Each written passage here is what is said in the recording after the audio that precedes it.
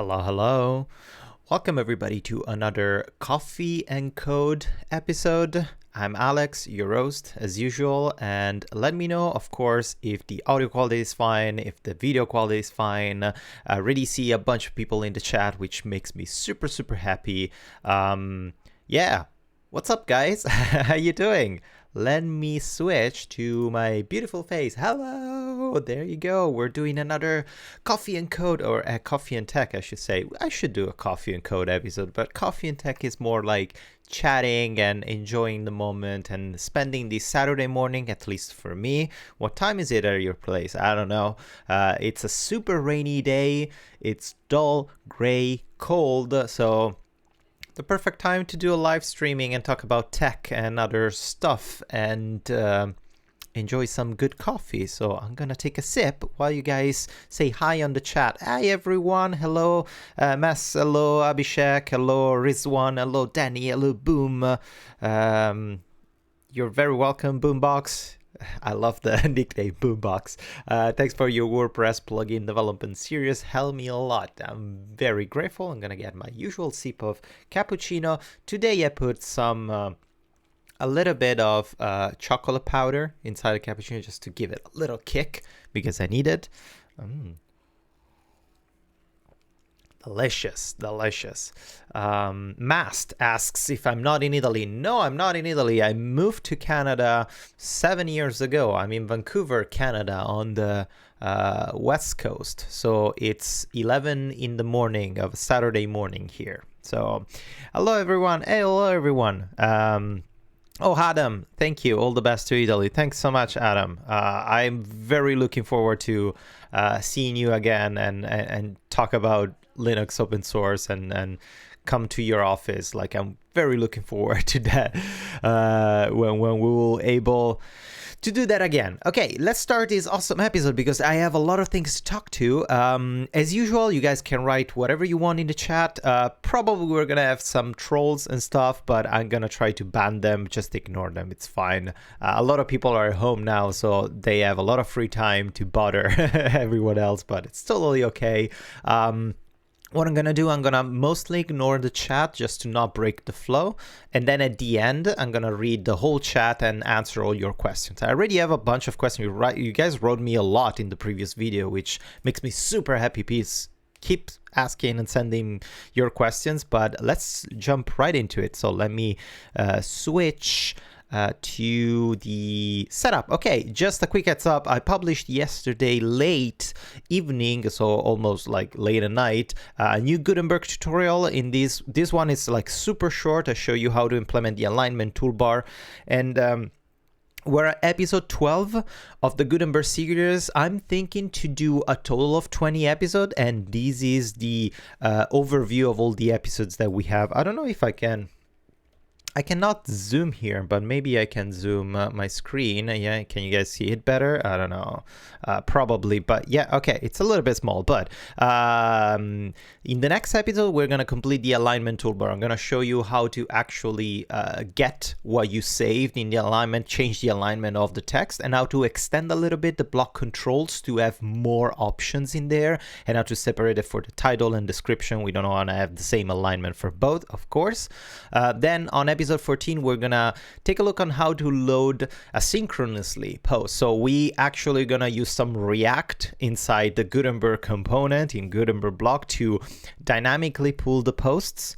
And we're gonna see two methods. One that pulls the post on load, like when the page loads, so always returns basically a server-side rendered page of all the static posts that we have. And the other one, we're gonna see how to implement the JavaScript front end to dynamically load the posts when the user clicks something. So maybe you have a list of the 4 or 5 most recent posts, and we have a button that says load more and loads like other things. So it's basically an Ajax call, but we're gonna see how to implement it in Gutenberg, which is completely different. Then we're gonna have server-side rendering, vanilla JS frontend, and then the last part, I wanna basically do a slightly more complicated custom block, a reward giveaway custom block. You know, I have something similar on my website where you can basically, you have some predefined set of options or actions that you have to complete in order to get a download button, and we're going to see how to implement that. It's going to be like, follow me on Twitter, or subscribe to this channel. Actually, subscribe, leave a like and subscribe. But after you complete a bunch of steps, then a button appears with a download link or a code, like a promo code reward or something. We're going to see how to implement that in a slightly more complex way. And we're going to use the same setup. So I'm going to show you how to have in one implementation, so in one theme or in one plugin, how to have multiple custom blocks that don't interfere with each other. So it's going to be pretty good, I guess. Hopefully. Moving on. Another bit of news that I have, it's a personal news. Thunderbird is doing a virtual summit. We were supposed to do a summit. We were supposed to have a summit, I think, in Barcelona around this time, but of course it was canceled for the situation around the world. So we went and we transfer everything online, and we're gonna start from next week doing a Thunderbird in 2020 presentation. And I want to highlight this because I have a couple of presentations about Thunderbird. So one is on May 12th at 17 UTC. You can convert it in your local time zone, but UTC is like the universal whatever time zone. I don't know UTC what it stands for, but yeah, I can Google it. It's fine. But I have a presentation that says, hey, we got designers. So I want to talk during this presentation. I will talk about my experience in stepping into Thunderbird, the ecosystem, and the current status of the UI, and how I'm working with other designers and developers to improve the user experience of Thunderbird through design iterations, and how I'm going to talk about some funny things, hopefully, how I did some proposals in design. I got slammed, like I upset a lot of users, a lot of people with my design proposal, sometimes for silly reason, but most of the times for because I didn't grasp the actual importance of some specific section. For me, I was looking at the sections like, oh, this should look better, and I wasn't really understanding how users were using that section, and my design was drastically changing the way they were using it. So that's yeah, it's gonna be an interesting presentation. And check this page. You can go to the wiki at mozilla.org and look for Thunderbird 2020 Virtual Summit. If you Google 2020 Virtual Summit Thunderbird, it should come out this page. There are a lot of interesting presentation, how to take care of the tree. There's an overview of the source code of Thunderbird. It's gonna be pretty good. We're talking about type check in JavaScript, which is really interesting because we can inherit something from TypeScript tooling and use it statically inside JavaScript, which is very good. We're implementing OpenPGP for super encrypted and secure emails. And then I have another presentation on May the 26th, the importance of white space. That's something that I shockingly noticed in the current Thunderbird UI, with everything super squished, super attached to each other, and it's not very, very readable. So I'm gonna have a quick overview on how we can drastically improve the experience of a software, how to use it, by simply adding white space, which sometimes is overlooked. Like the importance of breathing room between elements is very overlooked sometimes. And then there's a very interesting presentation, which is the 78 overview, what we're implementing, what we're going to ship in 78, which is going to be the next extended support release. I'm very looking forward to that because we did a lot of super awesome, super cool things. So hopefully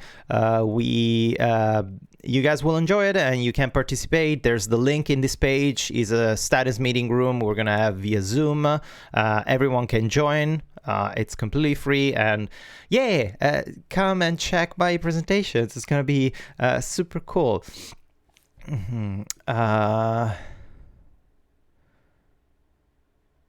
Oh yes, sorry, I'm reading comments. Reading comments. Okay. There come just it's too funny reading comments. Thank you. Yeah, Lawrence and then yes, you're right. If I'm not wrong, Danny Collin, it's in the chat right now. If I'm not wrong, Danny, you're in the Thunderbird ecosystem. I saw you on Matrix, right? You're in the Thunderbird UX, but are you part of the Thunder? Like, do you actively work on Thunderbird? You're a user, you're an add-on developer. Who are you? Maybe I should ask you privately, but yeah, we're here. Who are you, Danny? Like, I saw you somewhere around. So thank you so much for just your comment and your feedback. I think you saw the snippet of me updating the folder pane UI with the new icons and the coloring of the top level and the rainbow colors of the icons. So that was very interesting. All things that I'm going to show in the presentation. So be sure to tune in. Meanwhile, let's continue with our news.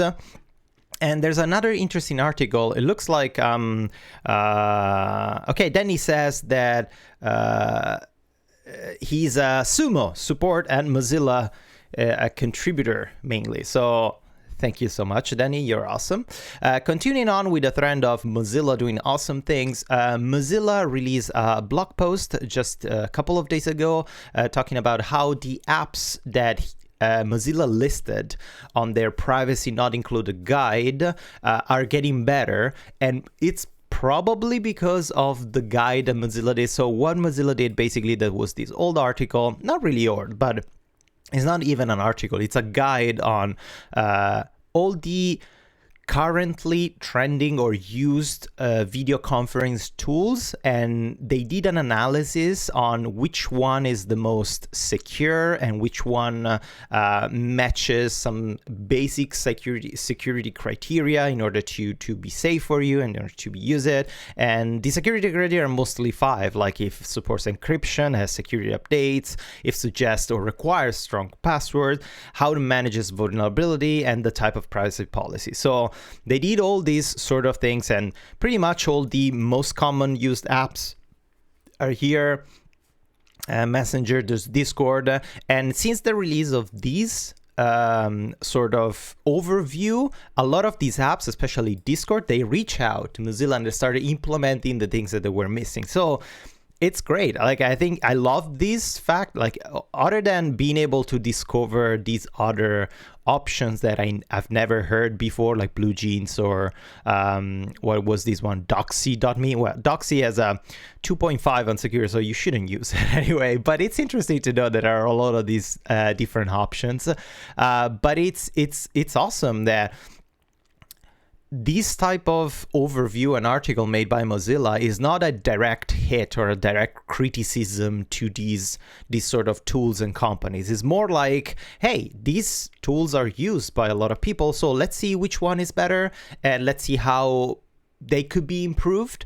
And the fact that a lot of these companies, a lot of these tools have been improved by fulfilling what was kind of like a basic security requirement, it's amazing. It shows how having a constructive criticism, it's perfect for the growth of the ecosystem of each other. So now Mozilla can list these apps on their website as recommended because they're fulfilling on the basic security requirements. And maybe like the developers didn't really know or like weren't aware that those basic points were essential for security for some users. So it's phenomenal. Like, it's a very interesting article, and you can look at I think I'm gonna put all these links in the description on this video after the live streaming is done, so you guys can click on them and check them out. But for now, just bear with me. Sorry, I'm not sharing the links. I don't think I can even share links on my own on the chat. Like, the security features of the chat on YouTube are so strict that I cannot, even me as an owner, I cannot share a URL because whatever. But continuing on, in last week, we talked about Ubuntu 20.04, the new release of the new LTS of the Ubuntu operating system. And of course, all the other distribution based on Ubuntu are following up. The most interesting one for me is Pop! OS. Pop! OS released the 20.04 version, and it introduced some amazing implementation. Like the most noticeable are the auto tiling, the workspace improvements, and the keyboard navigation. The auto tiling, I don't know if you ever use i3. i3 is a sort of like kind of like a terminal-based desktop environment. It's totally wrong from a technical point of view, but basically what it does is if you have a big desktop or even like a small screen, whenever you open a window, it positions the windows itself. Let me see if I can show you the video without blasting Pop! OS the auto audio. tiling neatly organizes Can I your desktop and makes it easy to... No desktop audio. Okay. Check this out.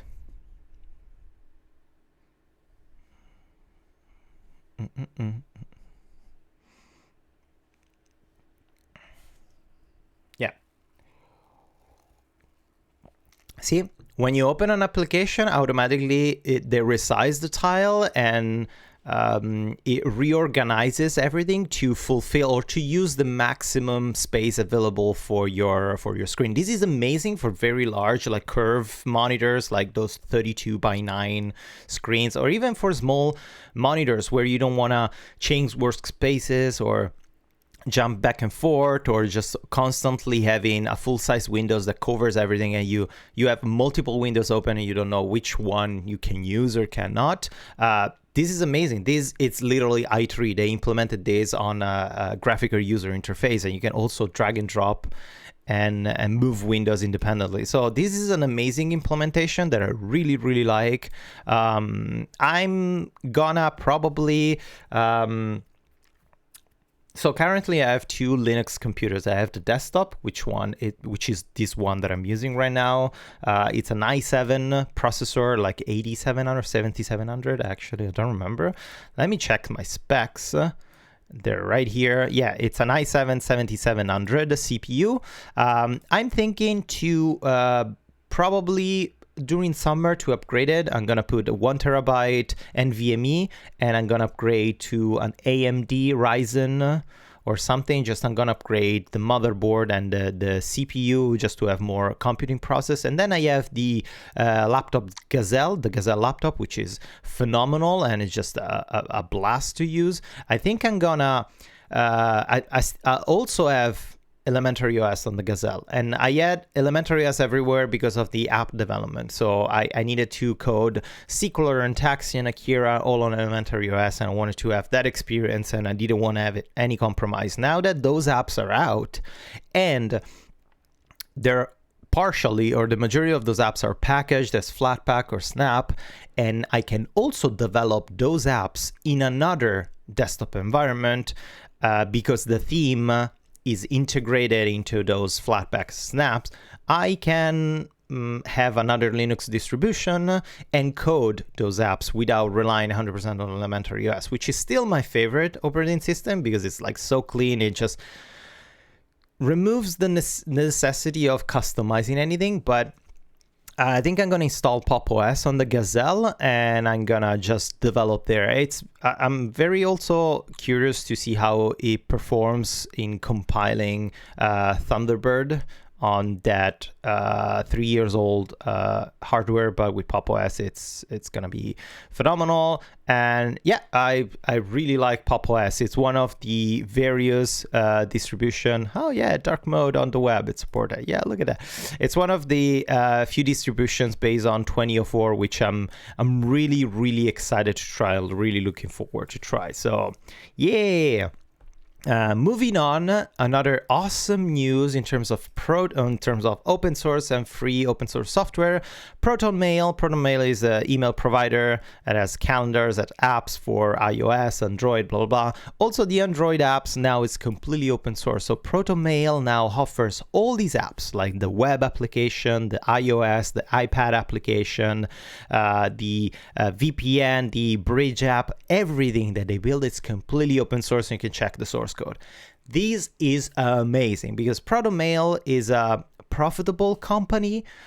You pay to use their service. They also have a free tier, but you pay to use their service because they offer secure, safe, and reliable storage and email without collecting your data like Google does. On Gmail, you get everything for free because you are the data. Like they collect your data and they pay. They make money with you, so you're the product. If the product is free, you're the product, basically.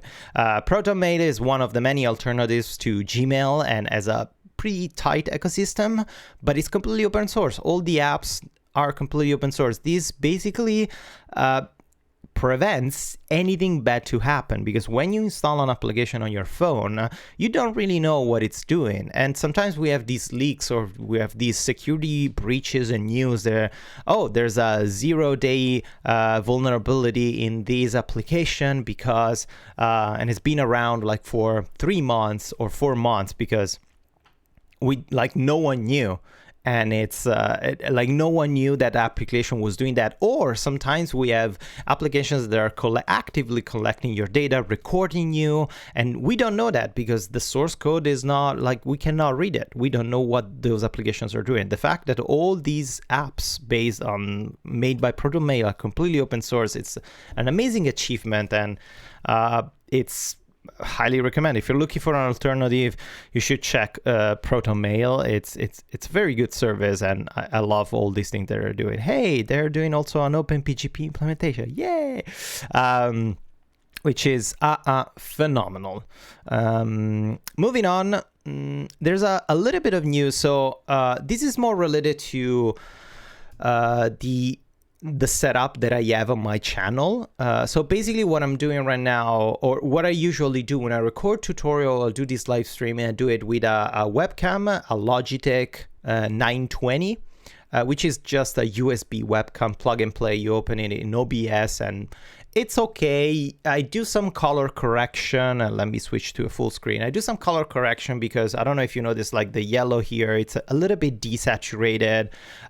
There's some this area kind of like burned light area, but my skin looks a little bit more normal. I like the depth of the dark tones, but I edited this. By default, this camera automatically adapts and tries to do like a default white balance.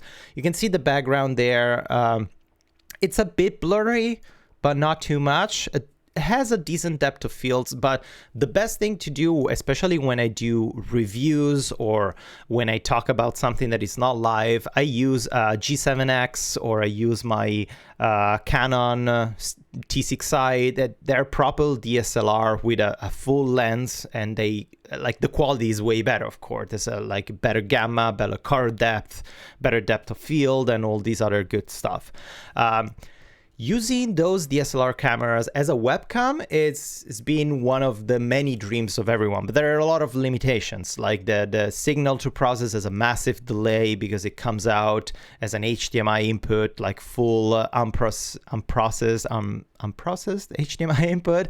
Sometimes it's not clean, so the thing that you see on your monitor of your camera, like all those buttons, they come out in the HDMI, so you see those buttons in your interface on OBS.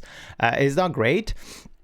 And there are a lot of alternatives, like you can use a camera, like a capture card, or Elgato is one of the most famous thing that you can just, they have these capture cards that you plug in via USB, and then you have an input HDMI, they convert everything and they pass it through.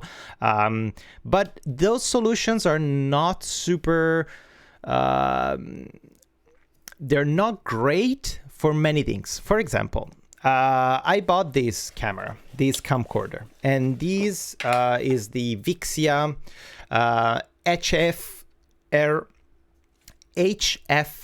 800. It's written up here.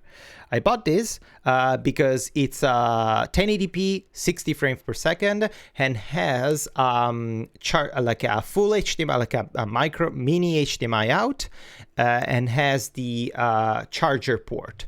So it means that I can spit out the HDMI from the camera directly, and I can plug it without having a battery. I can leave the battery in, but I can plug it, and this will go on forever. DSLR cameras, you cannot plug the charger directly. You have to pull out the battery and charge the battery separately. This one allows me to do like live vlogging and streaming on like without limitations, basically. And to use these, I bought the Elgato HD60S, which is the Elgato Cam Link. It's one of the many Elgato products to get the HDMI USB into your computer. It doesn't work with Linux, of course. Has all the softwares for all the version of Windows, all the version of macOS. It doesn't work with Linux. And there was a user that created, basically reverse engineered the macOS application to capture it, to capture the signal. Reverse engineered it, created a Linux version. And after a couple of years of development, Elgato basically threatened him to do a lawsuit against him because of his open source. He wasn't selling the refactor code. It was just like putting it out there, open source for Linux, just use it if you want. And he was giving credit to Elgato. This is a reverse engineer of the macOS version of Elgato.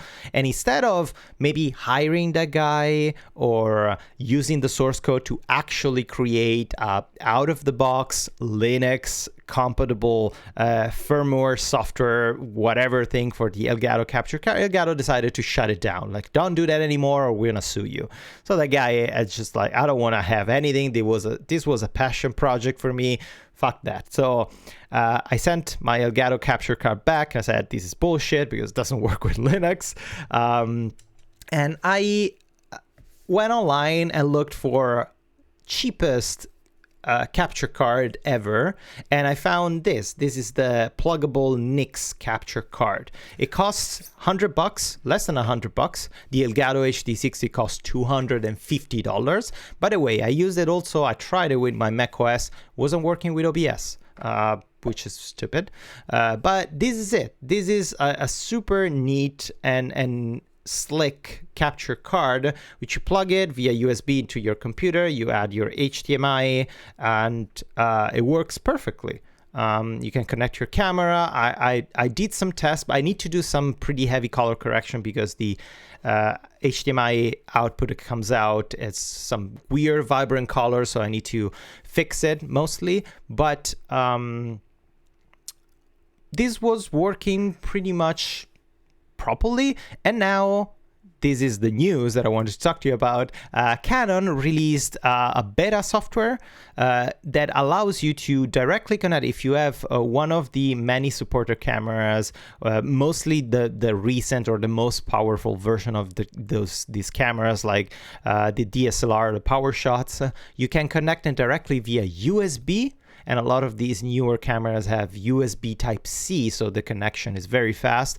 Directly in your computer, you use the software, the beta software that just released. It's called Canon EOS Webcam Utility Beta, and that's it. It works. It turns your camera directly into a webcam, which it's still beta software. First, it's only available for Windows. It's not available for Linux or macOS, but it's still beta. But if Canon can pull these off, unfortunately, all these little companies that produce these capture cards will most likely get out of business. Because if Canon does it, then Sony and Lumix and all the other camera manufacturers will follow along, because if it's doable, if it's possible with a USB, they're gonna do it.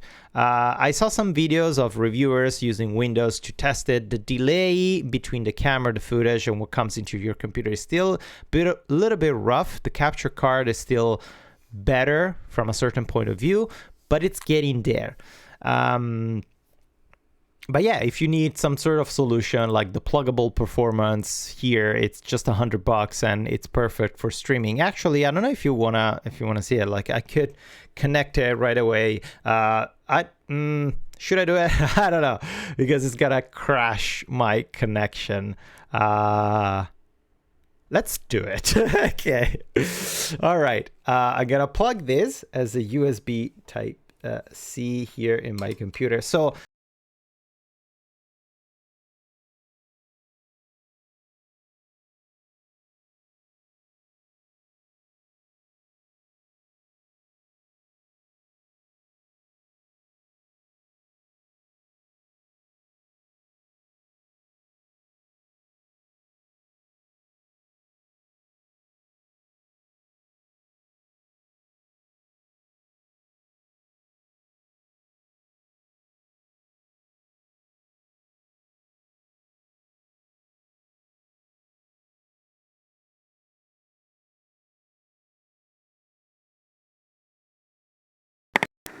So, can you guys hear me? Your voice not working. Oh, we lost the sound. Sa. Can you guys hear me? Sa. We can't hear you. Because I plugged something and now it's not working. Now can you hear me? Let me grab a sip of coffee for now. Okay. So yeah, I plugged the capture card and the audio went out for a couple of seconds. So sorry about that. So yeah, I plugged the capture card. I plugged the camera in the capture card. I'm gonna open it up and I'm gonna activate the camcorder and see what happens. Oh, look at that. Look at that. You guys can see me. Double face. Look how you see how everything gets burned, and it's terrible, right? Because it's just super burned. But you can see there's a little bit of a delay. Like if I move, let me actually put it right here, so it's come. If I move, there's like a half a second of delay or something like that. It's not great, but yeah, it works. It's just like it works directly. And here I'm gonna give you an edit now. Woo! Infinite screens. Sorry, but yeah, this is my room. Look at that. That's my dog. That is. When I do a live streaming, he always sleeps like that. Let's see if I can wake him up. Peter, you wanna take a look at this? It just moved here. Doesn't care about me. Peter is sleeping. Look at those paws. Look at those paws. Anyway, yeah, this is my wife's desk, and this is my desk. Okay, but yeah, the experiment works. So I bought these to do some live recording or something else, and the quality is terrible. I need to do a lot of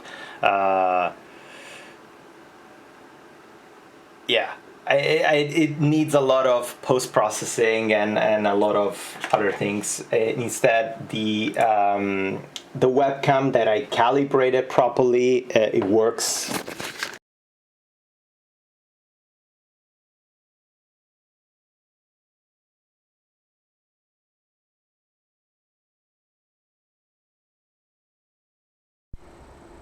And yeah, so I noticed that whenever I unplug something, the audio gets cut. So it's something that you shouldn't do it in a live streaming. Just plug something custom and plug just an external card and expect that your streaming would not be cut. But yeah, it's still working. Okay, so we reached the end of the news. Let me put away a couple of things.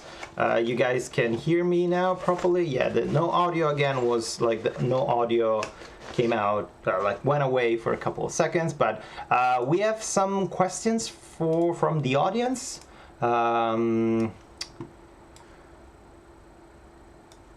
Most of the questions came from the previous post that I shared on my YouTube page, and some of the questions came from old videos and blah, blah, blah, all this kind of stuff. But we're going to start for the questions. So the first question is from Lawrence Bahirwa, the #1 fan of this channel.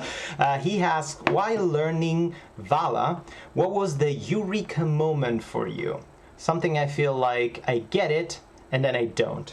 I know what you're talking about. My eureka moment, I guess I had two eureka moments in Vala. One, like the first one, when I understood the glib settings, how to set up a glib settings without using any other external service or anything, how easy it was to set up a glib setting without having a custom class. And all these things that I'm going to talk about, I'm going to show a dedicated tutorial about it, so don't worry if you don't get it. But the other eureka moment, and this was one of the best one, was understanding the two-way binding of properties, which is it was just a breakthrough that clean the code surprisingly well.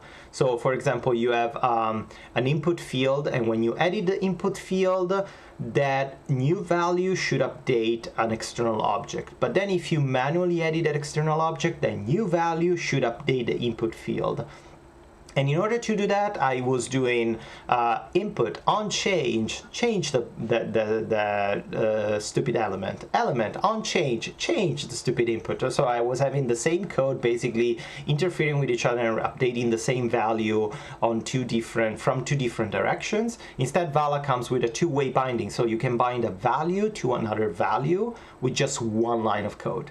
And it takes care of preventing infinite loops. If one updates the other, that doesn't mean that the other should update the original, and vice versa. So that was a breakthrough moment for me. Lawrence asks again, all the new and modern browsers are pushing out new shiny dev tools. Which one is your favorite by far? My favorite is this little thing. So I'm gonna see if I can share. Oh, look at that. I froze. That was my beautiful face there. Okay, this one, there's an article that was released at the beginning of April, all the new things that are coming out of Firefox 75. There are a lot of amazing improvements, especially in the console and developers tool point of view, but a few things that users don't use mostly and are my favorite ever are hidden in the settings. So when you open your developer tool for the first time, you have, this is your regular settings. If you open these little options here, and that's my face, I'm gonna move it up here because you don't need to see it. If you open these little options, there are settings. In the settings, you can change all these tabs. If you don't need a tab, you can remove it. If you need a tab, like the DOM tab, is very interesting. But one of the tools that I've really like to use is the measure a portion of the page. When you toggle these, there's a measurement here. When you open it up, you can scroll in the page. First of all, it tells you the position of your cursor, which is amazing. But if you want to check how big is an image, for example, this one's like, oh, why it's not as big as I remember? So you select it, you highlight it, and it tells you all the information here. You can also resize it and control it. It's so handy when you want to be sure that your sizing and spacing is correct and the image is not getting stretched, you're not having subpixels or anything weird. This is one of the best. But there are a lot of improvements in the various development tools that it's kind of like, it's hard to list them all because there are so many, but this article is very interesting. Just like search for Firefox 75 ambitious for every, or go to the Mozilla Hacks website. Another thing that I implemented in Firefox is the built-in lazy loading. So lazy, yeah. So now, before, in order to implement some lazy loading for the page, you needed to have some crazy JavaScript code, which I did also on my website. Now Firefox supports loading equal lazy, and automatically the browser will lazy load your images, which there are a lot of things that we do in JavaScript that I think the browser should handle out of the box. We shouldn't, as developers, code these things because they're just so obvious and everyone uses it that it should be part of the browser by default. So yeah, the lazy loading is one of another amazing thing. Next question is from Class Day. What's your go-to stack for building cross-platform mobile apps? My go-to stack, it's pretty straightforward. If I know that I can do static applications, the first thing that comes to mind for me is Vue.js. I know a lot of people would say React, Apollo, and use all these other good stuff. Like, no, I love Vue.js, but the next step for me is KnoxJS. KnoxJS is KnoxJS. Search it. It's basically a framework based on Vue.js, but comes with everything pre-built. It comes with all the options. Let me check. What is Nuxt? Yeah, features. In KnoxJS, automatically comes with code splitting, server-side rendering. In Vue.js, you can implement server-side rendering, but you have to do it manually. Sometimes it's kind of like convoluted. Nuxt has that out of the box. Routing system and async data, also that you can set it up by yourself, but KnoxJS has everything out of the box. It comes with preprocessors, HTTP2 push headers ready, and as a modular architecture, like I love this. It's basically a pre-built framework. It's just, for me, Nuxt is like Laravel for PHP, Nuxt is for Vue.js. So I love to use Nuxt.js, and I'm gonna actually do the Akira website in Nuxt.js, and I'm gonna of course record the entire process, and I'm gonna do tutorials about Nuxt.js. So it's gonna be pretty awesome. This is my go-to stack. I use these. I use Tailwind CSS as a CSS framework that it's super easy to implement in Nuxt.js. It's just npm install Tailwind CSS.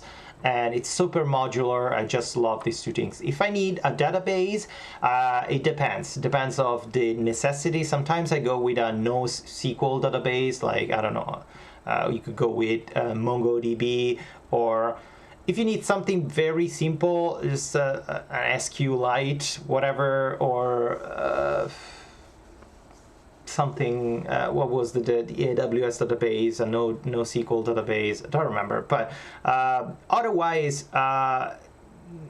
doing some backend API is very easy. If I need to do something more complicated, like a more complex application that has a lot of layers and has a lot of like an administration area or a user-facing custom area, profiles, and all this kind of stuff, I like to use Laravel as a backend and Vue.js as a frontend. Or you can use KnoxJS as a frontend with a Laravel backend. That's my favorite stack ever. I wouldn't change it for anything. I don't know, probably I'm behind because React, now everyone is excited with React and GraphQL. I never felt compelled to jump on board on those things. I feel like my setup and the things that I prefer and like are at my speed. I like it how, I don't know, it's a preference, but I'm sure a lot of people will disagree with me. Another question from Abhishek Maurya, yeah, Abhishek. How to package applications as Debian, as a deb package, Flatpak, or Snap? That's going to be a very long answer, so I'm not going to do it. The short answer is, at the end of the Vala tutorial, I'm going to do some dedicated tutorials on how to create a Flatpak or a Snap. Debian packages, you shouldn't really use those anymore. It's better to have a containerized application like a Flatpak or a Snap. Because it's better for the operating system, it's better to manage, and it's better for distribution also instead of a simple Debian. So I'm gonna do some tutorials about this. It's gonna be awesome. So Islam Roshan asks 4 questions. I'm gonna try to go as fast as possible. Which one should we use, Webpack or Gulp? It depends on what you like. They can do both, like both can do the same things. Webpack is a little bit more complicated to learn, but if you use something like Parcel.js or some wrapper around Webpack that can help you with that, it's going to be pretty easy to use. Even Laravel comes with a wrapper for Webpack. I don't remember the name of the Laravel package that comes with, basically allows you to use Webpack without building Webpack. Gulp is still fine. Gulp 4, it's amazing, has a lot of packages, so it really depends on what you know and what you like to use. Second question, is it handy to use Bootstrap while making WordPress themes, or should we do our own CSS from scratch? once again, it depends on you. It depends on what you need. If you need a full framework that has all the sections, all the buttons, all the things for you that you need to use, go with Bootstrap or go with Tailwind CSS or any other framework. If you're doing something very, very simple and you need just like bare bones CSS, just use CSS. CSS has a lot of, it evolved a lot in the recent years, so you can use a lot of variables and a lot of things. If you have a really simple UI, just go straight simple CSS because it's gonna be lighter than using a framework. Third question, what is your view about WordPress and its future? Hey.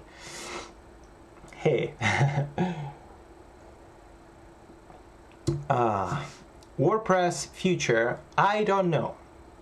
A lot of people are moving towards statically generated website or using GitHub pages as a backend or using Markdown as like to write things, or there's these transition towards these like server-side render page builders or stuff like that, as like Gatsby. Like everyone is like, if you need a blog, just use Gatsby. That's the way to, like, the go-to source code, or sorry, the go-to programming language, whatever, framework. That's what I was looking for.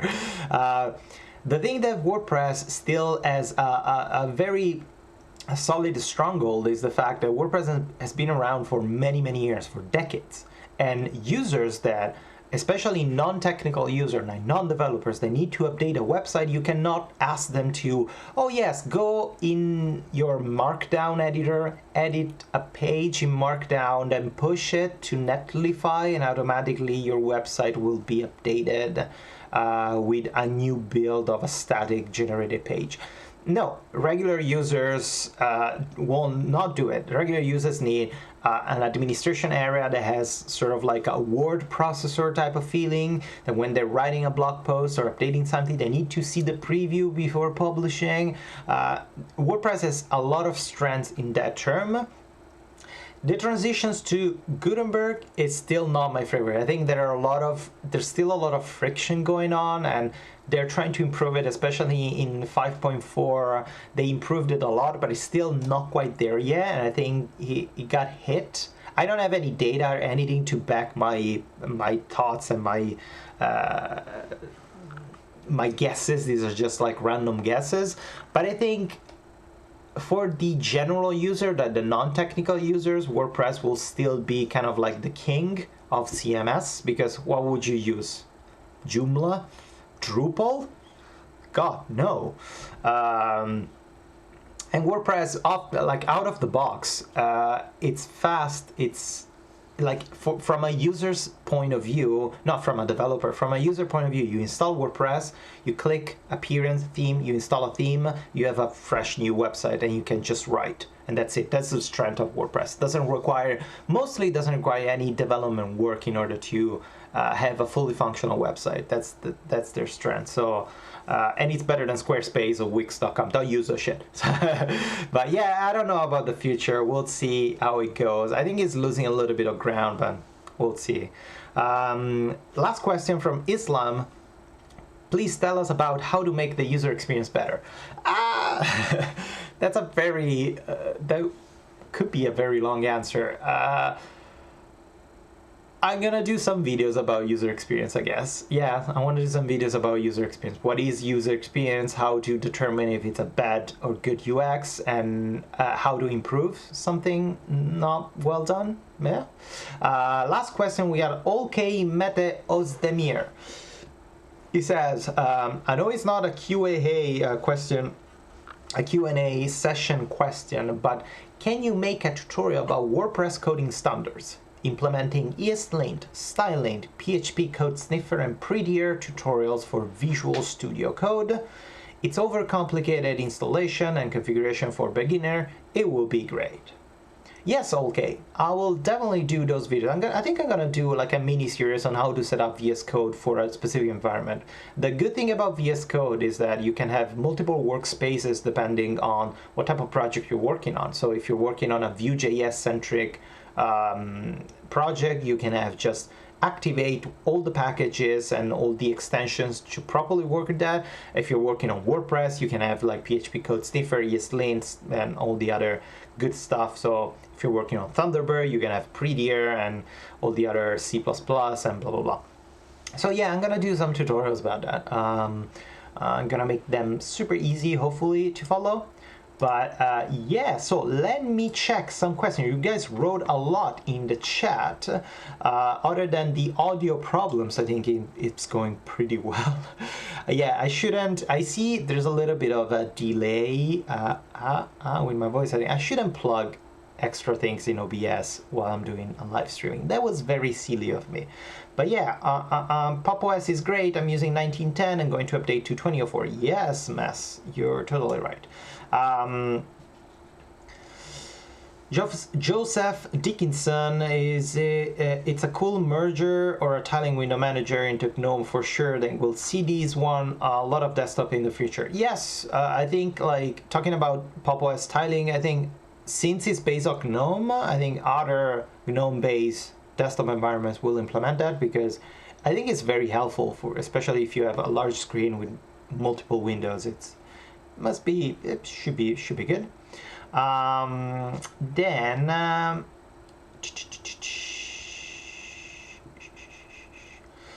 Mohit writes, I have created a damn good WordPress site using your 101 tutorial.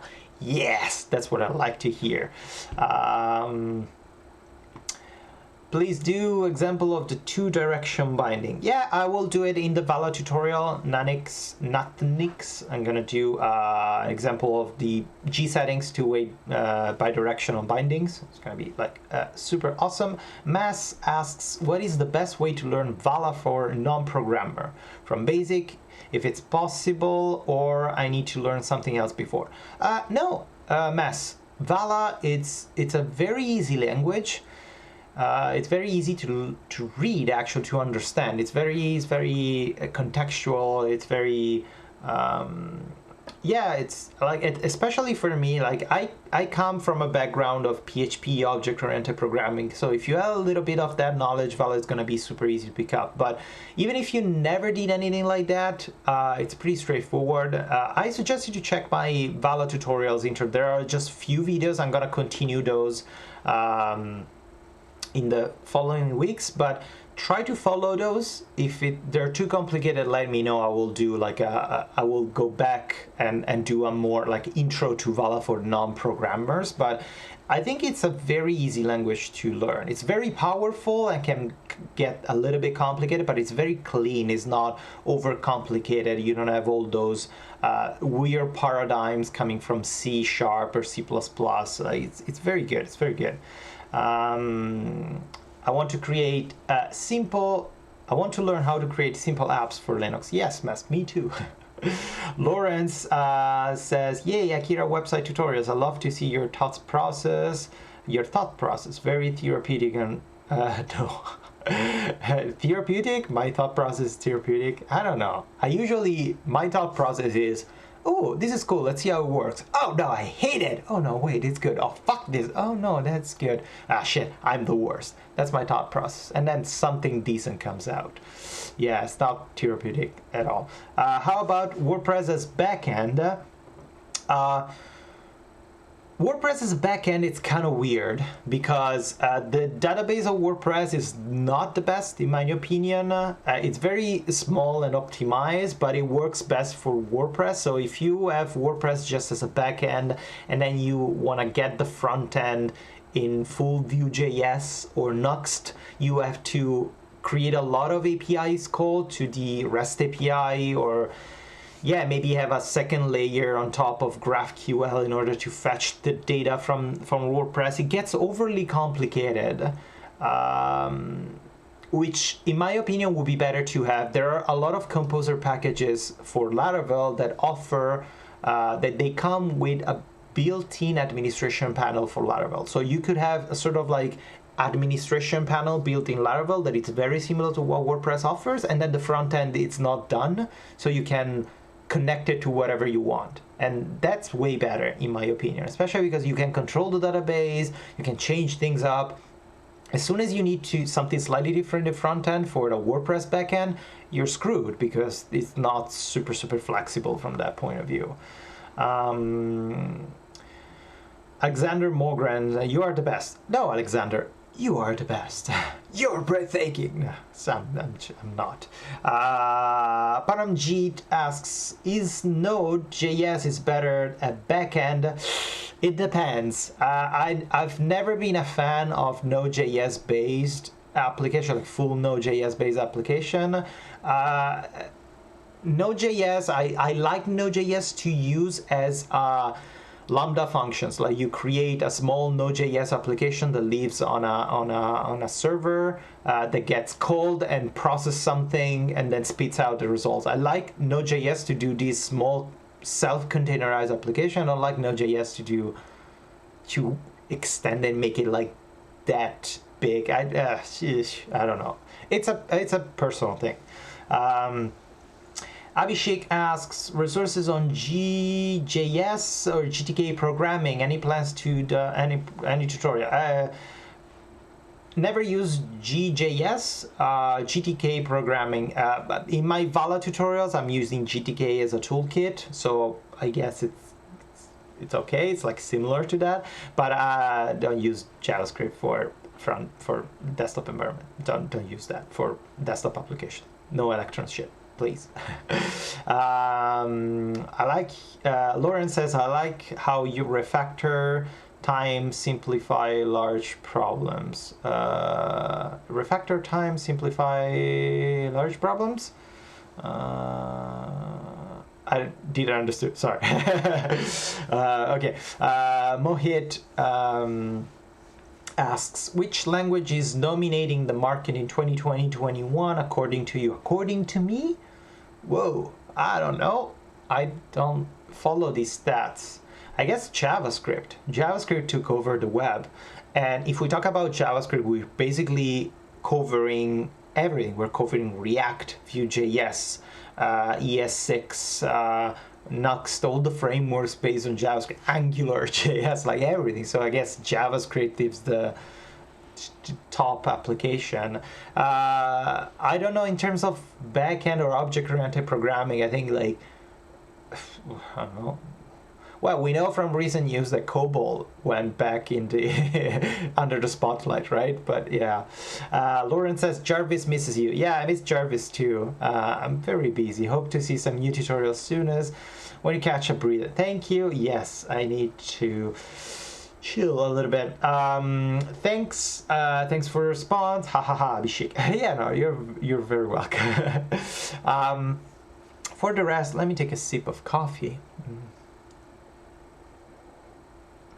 Sorry guys for the audio issue. I wasn't expecting to. Yeah, I shouldn't have connected.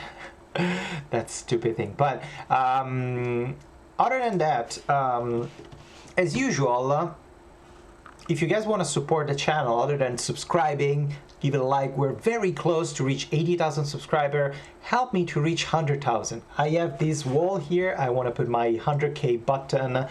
Please help me out. Like, it's one of the it's a silly thing. When I started this channel like 4 or 5 years ago, I said, I'm not gonna surpass probably like 1,000 subscribers. If I get 1,000 subscribers, it's already enough. Now we're almost 80,000. For my shitty, silly tutorials, for these stupid live streamings that, I'm grateful you guys like it, but I always overjudge myself and I like it. But if you want to support it, also give a big shout out to SkySilk, because SkySilk, they are an amazing company that they provide free VPS for all my content. So every time I do a tutorial on how to push something online, or how to create a website, or how to connect bodyworks and push code online, or how to do SSH work, all the series about DevOps, SkySilk provided those VPS computing machines for me. They're amazing. So just in the link in the description below, there's an affiliate link. Just click on that.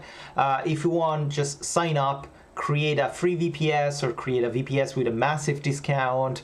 If you need an online cloud platform for everything, you can install everything you need. You can install a simple Ubuntu installation, you can install WordPress on there, you can even install Nextcloud. And I think I'm gonna switch, I want to slowly switch away from Gmail. Like, I'm super tied to the Google ecosystem, but I want to create some Nextcloud thing and experiment with that. So I think I'm gonna do tutorials about it from a technical point of view on how to manage and maintain those things via terminal, via SSH. So just give a big shout out to SkySilk on Twitter from me. Said thanks SkySilk for this awesome support of the Alicat video chat channel. But yeah, that was another thing. Lauren says, I like how you refactor very large problems. Simple solutions equal thought process. Yeah, thank you. Thanks. That's Lawrence. That's one of the.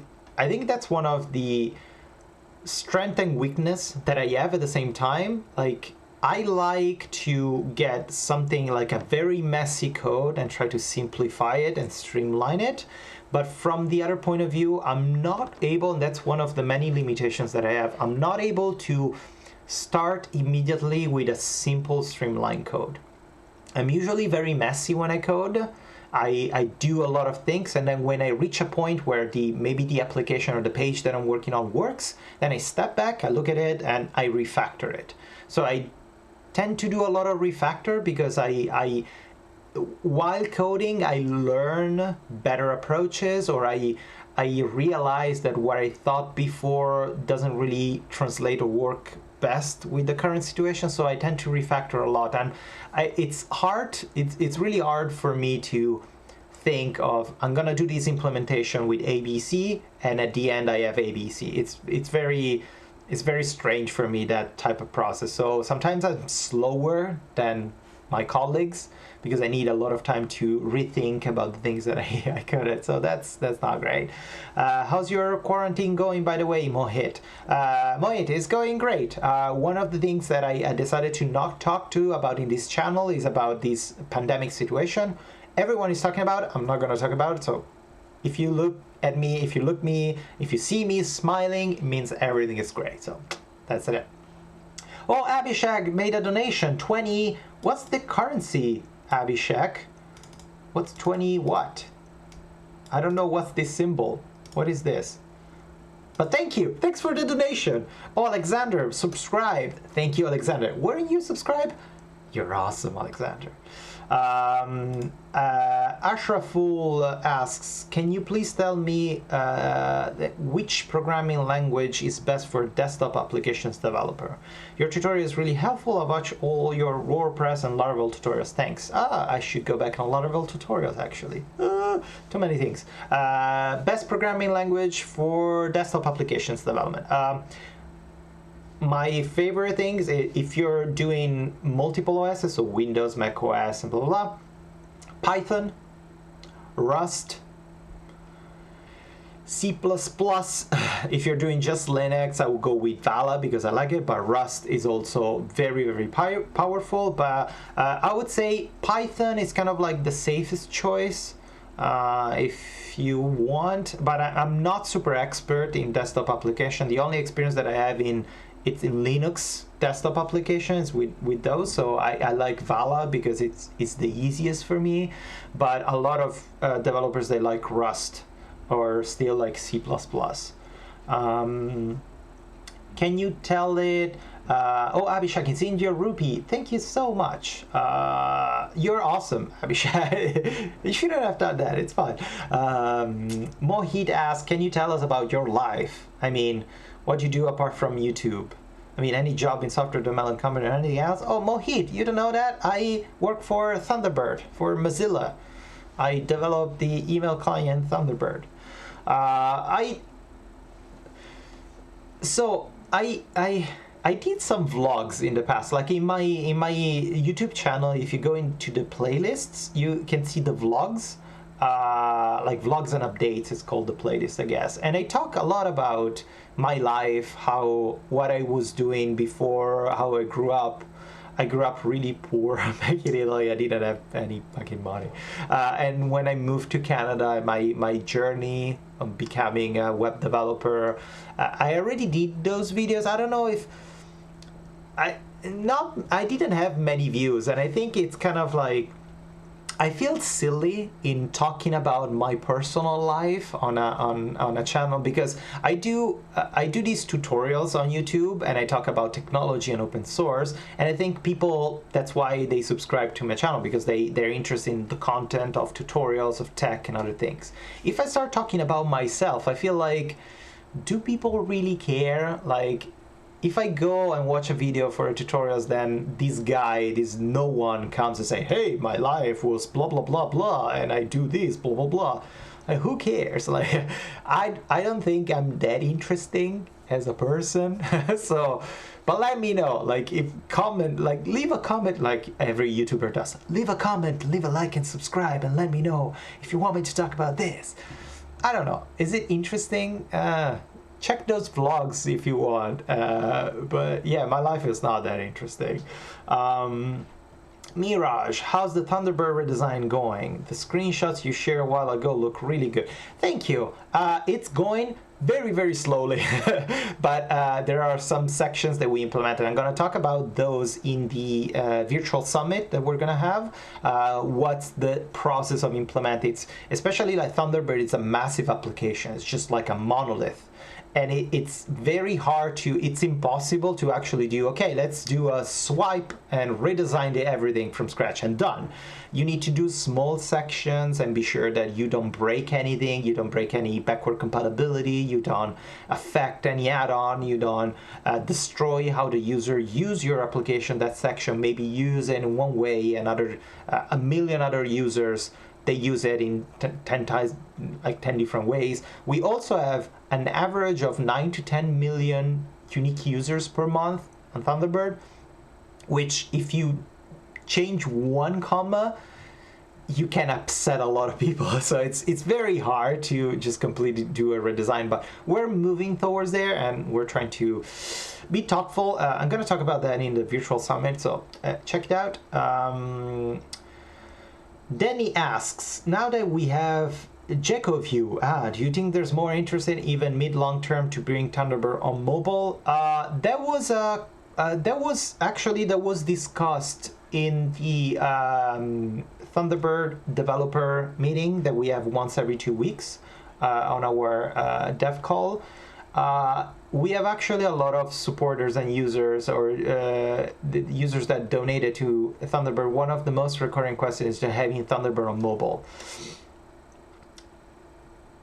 The general question of the team is, we don't know. It takes a long time and we have other priorities right now. My personal answer would be, fuck yeah. Like, I would really love to work on a native application for Thunderbird for iOS, Android, and iPad. I would love to do that. I don't know if, as it is right now, I don't think Thunderbird can be translated into a fully functional native, like, mobile application. I think if we go, and that these are all just speculation, my personal thoughts, it's nothing based on anything that we talked about, so they're probably completely wrong.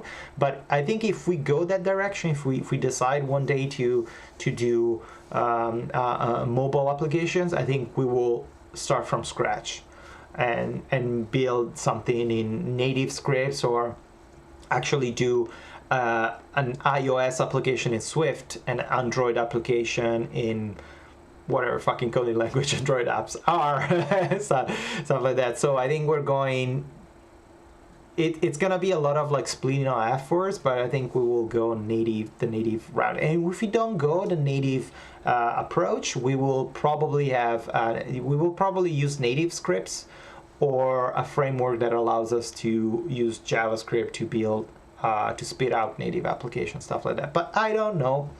Thanks for the answer. Awesome. You're very welcome, Ashraful. Sorry for mispronouncing your name. Mirage will be a good start for a modern code-based creation. Yeah, Mirage, I agree. All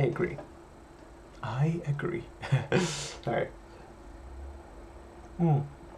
But yeah, also, I'm losing weight. I don't know if you noticed, like when I check, when I show the other camera on the side, you can see almost like a little bit of double chin here, that it's because I'm eating a lot of pasta, I'm cooking a lot, so it's not good for me. But I decided to I used to go to the gym. I used to do martial arts, Muay Thai, and now there's no gym anymore, so I started training at home, and it's very hard to train in Muay Thai at home because I'm training alone. But I basically do, like, I train every day, every evening before dinner. I do my hour of training while I watch YouTube videos on the TV, and I'm losing a little bit of weight. I think I want to lose like 4 or 5 kilos and put a little bit more muscle on the shoulders, because staying sit and hunching back is just like the worst. But yeah, I think we're almost at the end of this live streaming. You guys let me know if you have other questions, but as usual, this is awesome. Like, I wasn't expecting you guys to I never expect this type of engagement. I always think my videos are average, my English is average, it's hard to understand me, and I think like the quality of the video that I put out is not great. And I always doubt myself whenever I do a video and I put it out. It's like, oh, this is the worst. it's not gonna get any. So the fact that I have this type of engagement from you and all the questions that you asked, it makes me so happy, and it's rewarding, and yeah. Mirage asks, do you have other hobbies like playing a music instrument? Yes, this is a guitar. I have other 3 guitars. I used to play in a band when I was younger. I have 3 guitars. I like to draw, paint a little bit. I'm not that good, but I like to draw. I like to play D&D, Dungeons and Dragons, a lot. On the side here, let me remember. Yeah, these are all my D&D books. Certificate. I like to play or DM. I like fantasy. I like to read a lot. I like to read science fiction and fantasy books. When is Akira Alpha coming out, Abhishek? It's very, very close. We have like 3 PRs. Like, there's a problem now with the transformation of an object inside an artboard. The rotation and the alpha, the coordinates are wrong, so we're fixing that, because the artboard implementation was something completely new that not a single open source application has. Artboards, we're gonna be the first one to release it. It's gonna be awesome. But yeah, we're fixing that. Then I'm implementing the drag and drop of layers, and after that, there's one last thing missing, which is the keeping track of all the edits. So whenever you edit something, the file system will tell you, hey, this file is edited. So if you edit something and you try to close it, it tells you, hey, you didn't save the file. We are fixing these 3 PRs left, and after that we're gonna release the alpha. It's very close. I've been very busy, but hopefully, I don't know, hopefully next week, couple weeks, I don't know, we'll see. But yeah, I think that's pretty much it for these live streaming.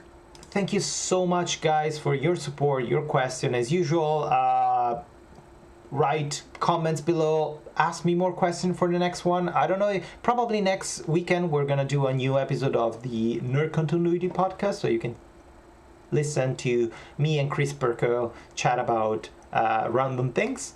And then, as usual, more tutorials are coming out. Big shout out to SkySeal. Big shout out to all of you for your support, amazing contributions, and amazing comments to the channel. And yeah, you guys take care of everything. And until the next video, as usual, Happy coding! That was the worst ending ever.